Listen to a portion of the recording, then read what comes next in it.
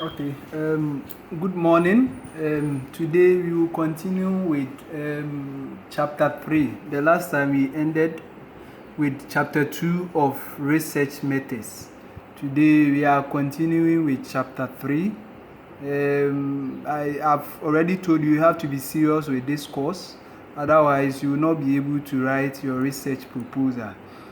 And then when we move on to the next chapter, we are not coming back. So make sure you've understood the chapter before we moved on. Chapter 3 is also known as research methodology, right? So research methodology is also known as chapter 3. And just as we talked about chapter 2, we talked about the fact that you have to write introduction before you proceed. In chapter 3 too, you have to introduce what the methodology is about, and then the components of the methodology, how you are going to arrange the work, right? So you can decide to quote someone who has defined methodology, or sometimes some people will put it simply is this chapter discusses the methods used by the researcher in conducting the study, right? Other people will also say that it is a science of studying how research is to be carried out, right? And then it discusses the processes or the steps used by the researcher in carrying out the study. So basically you can decide to give the definition or define what research methods are, and then you go ahead and then talk about the various components of research methods. So the next slides have listed the various components there, right? So after your introduction, you talk about the next component is research design. And under the research design, we have the approach and the design itself, right? So the research design is the heading, but under it you are expected to talk about your approach, the approach that you use, and then why are you using that approach, and then the design, and then why are you using that particular design. Okay, so as we move on, I'll be talking about qualitative approach, right? Whilst Mr. Valentine Akoli will also talk about quantitative approach. Okay, so the approach, there are two types of the approaches, right? We have the quantitative and then the qualitative. And then we also talk about the design as we move on. The research setting, which is also another component of research methodology, we will talk about that. The population, the sample, we will talk about that one too. Inclusion criteria and then the exclusion criteria, we will talk about that. Sampling technique, and then data collection procedure, we talk about this component too. Then data collection instrument or tool, right? Depending on the book that you are using, sometimes you will see data collection instrument or the tool for data collection. And then pre-testing, you talk about what that is also about, or pilot study. And then ethical consideration, we will talk about that. And then data validity, reliability, we will do that in quantitative, and then in qualitative we term it as rigor, right? And then the last thing we will talk about is data analysis. Okay, so as I said, the first subheading is the approaches that we are going to use. And the approaches, we have quantitative study and then qualitative study, right? So I will be taking the qualitative aspect, whilst Mr. Valentine Akoli will take the quantitative aspect. But quantitative is simply those students who are going to use questionnaires, right? So they will decide that, oh, I'm going to use a questionnaire. So you have your questions on a paper, so you've printed it out, hard copy, and then you go to your participant and you administer your questions, and then you give them time. Probably within 30 minutes you should finish answering, right? So sometimes they will take, sometimes they will circle, and then they will pass. When they are done, they will pass the paper to you, and then you go and analyze and then write your chapter 4 and chapter 5. That is simply what quantitative study means. And then qualitative approach, that is what I'll be talking about. Qualitative approach. Most students don't want to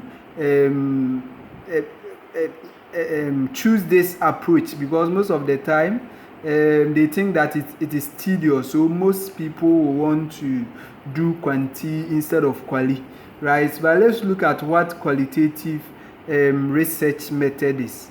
Right? Qualitative research is a form of social action that stresses on the way people interpret, make sense of their experience to understand the social reality of individuals, right? So qualitative is just a way of trying to give opportunity to people to share their experience, right? Or to share their views on a particular topic, right? So that you know their thoughts, their feelings about something, right? You should not get confused. So when we talk about qualitative, it's a form of using open-ended questions to elicit information from people, right? So sometimes you are walking in town and then some journalists will meet you and then they will ask your thoughts about certain things, right? And then you start to tell them what you know about those things, right? That is a form of an interview, right? And then qualitative approach is where we conduct interviews, right? So you don't really have to type the questions, print the questionnaire out as in quantitative, but with qualitative you conduct interviews, and then as you conduct the interviews you record, right? So just as lecturing and then I'm recording, that is how qualitative is like, right? So you have your topic in mind and then you ask questions on the topic, and then as they answer you record, right, with an audio tape. It's not advisable to use your phone because someone might call and then it might interrupt the interview, right? So it's best you get an audio recorder, and then as you ask your questions you record. Okay. So most of the time it's open-ended questions, so you can ask questions like what, how, why, etc., right? So this will help the person to share his or her views about the topic that you are conducting the research about. Okay.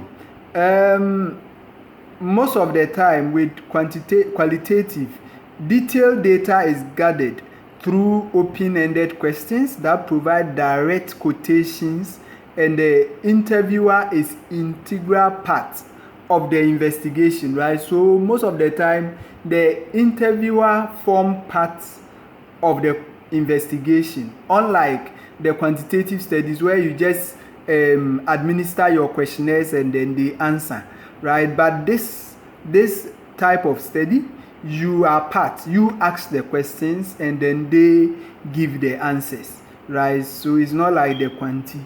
And then according to Center for Disease Control and Prevention in 2019, qualitative research is useful for gaining insights and understanding into process and context, right? So it helps you to gain insights. It helps you to know why people behave the way they do, right? So sometimes you want to find out why do people behave the way they do. If you want to do that, then it's best you use qualitative instead of quantitative, right? And then it was also defined in 2004 as an interview or a social encounter where a speaker, so we have a speaker who speaks and then the participant also respond whilst it is being recorded, right? So what we are saying is, for example, let's assume that in the class we have Rosemary, and then we have I've forgotten the name, I think Linda, right? So Linda will be the researcher, right, in a qualitative study, and then Rosemary is the participant, right? So the Linda conducting a research on breast cancer will start asking Rosemary, probably will ask Rosemary, can you tell me what you know about breast cancer, right? And then as Rosemary speaks, Linda will record whatever she says, right, so that you can analyze it later. There are two main types of qualitative interviews, right? When conducting interviews, there are two main types of interviews. We have focus group interviews and then face-to-face in-depth interview, right? This is also simple. You don't have to get confused about it.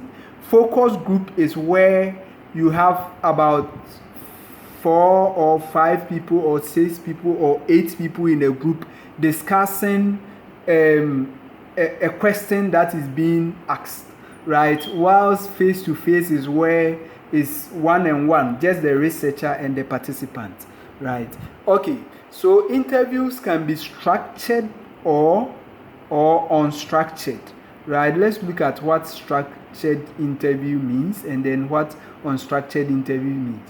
Unstructured is like a free-flowing conversation, right? So you don't have any guide.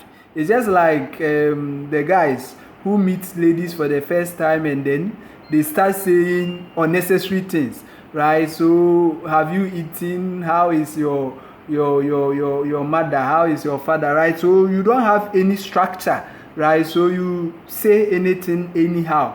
But in research, right, we conduct interviews with semi-structured interview guide, right? So you should have a guide. You can't just go there and then be asking any question. There should be a guide, right? But it's semi-structured, not structured, because you also have probes. Because as you ask the question, the participant might say something that you think that is necessary, and then you have to probe further, right? Probes are, for example, you ask of breast cancer, right? The main question is breast cancer, definition of breast cancer, but your probes can be signs and symptoms, causes, prevention, right?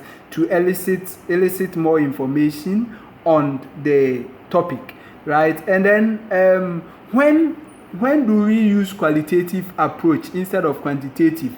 You use qualitative approach when little is known about the topic that you are conducting, right? So if you are conducting a study on coronavirus, which has not been done in Ghana by anyone, you are the first person, it's best to do qualitative study.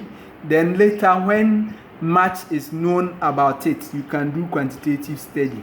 Then when you want to learn from participants about their experience, so when you want people to share their experience, probably their experience with pain, sickle cell pain, their experience with cancer and all that, is best to use qualitative, right? So that they can express how they feel. Because if you want them to answer on a paper and then you want them to take, they can't really share what they are feeling, right? So if you want people with end-stage renal failure to share their experience, probably with dialysis, then it's best you do qualitative, right? And then if you want to also get a detailed understanding of a phenomenon, then you have to also use qualitative studies.